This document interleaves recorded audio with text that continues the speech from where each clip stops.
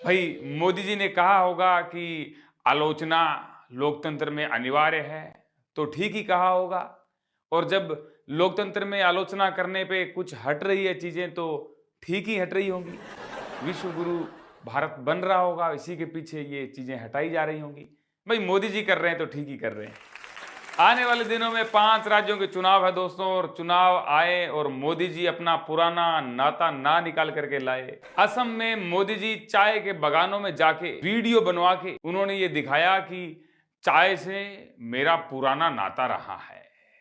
मैं बचपन में ट्रेन में चाय बेचा करता था। लोगों की छोड़िए दोस्तों, चाय की पत्तियां भी यूं मानो मोदी मोदी मोदी यही कह रही थी।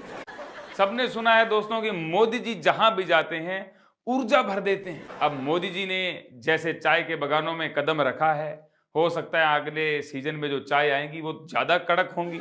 बस हमें तो ये इंतजार है कि कभी मोदी जी मशरूम खेती जहां होती है वहां भी चले जाएं।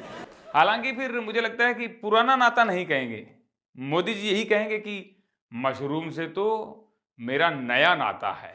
नया ही होगा दोस्तों, क्योंकि पुराने समय में मशरूम कहाँ मोदी जी को मिलती थी, वो तो अभी खाने लगे होंगे। पश्चिम बंगाल में तो मोदी जी ने सीधा जन्मों का नाता बता दिया। उन्होंने कहा कि भाइयों बहनों, या तो मेरा यहाँ पिछला जन्म हुआ था या मैं अगले जन्म में पैदा होऊंगा।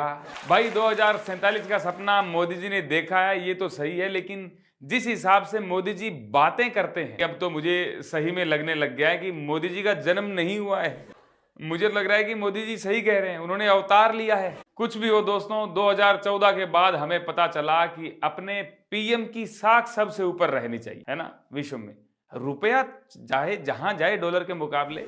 निर्मला ताई ने भी यही कहा है कि भैया रुपया जैसा है ठीक है, बस साख सही रहनी चाहिए। बाबा रामदेव जी ने भी कई सालों, मतलब मुझे लग रहा है कि कई 100 सालों के बाद मुंह खोला है, और ऐसा खोला है कि लगता है कि ना खोलते तो ज्यादा बढ़िया था, क्योंकि उनके मुंह खोलने से हमारा खून खोलने लगता है। कम से कम मुंह ना खोलते तो याद तो नहीं आते कि बाबा रामदेव भी अभी तक हैं। बाबा रामदेव जी ने कहा कि मैं चाहता हूं कि ट्रंप $100 लेकर के आए और उसके बदले मैं उसे $1 दूं, तब उनके मुंह पे अच्छा तमाचा लगेगा।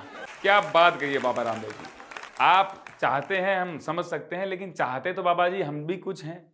चाहने से तो सब कुछ नहीं होता ना बाबा जी। फिलहाल तो हम ये चाहते हैं कि आप कुछ भी मत बोलिए और योग कीजिए।